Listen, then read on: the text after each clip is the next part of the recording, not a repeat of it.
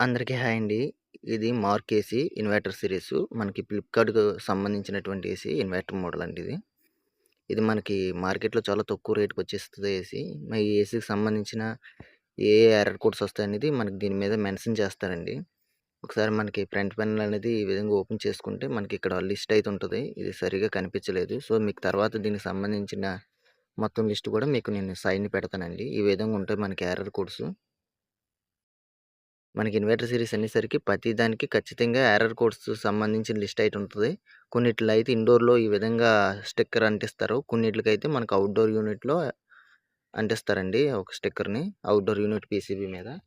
మనకి ఈ విధంగా ఎర్రర్ కోడ్స్ అయితే ఉంటాయి. సో, మనకి ఈ ఎర్రర్ కోడ్స్ వస్తే వీటికి సంబంధించిన ప్రాబ్లమ్స్ అని మనకు అర్థం అయిపోద్దండి.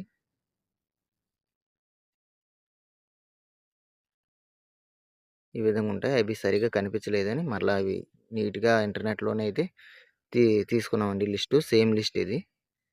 ఓకే అండి. ఈ వీడియో అంతే. Thank you.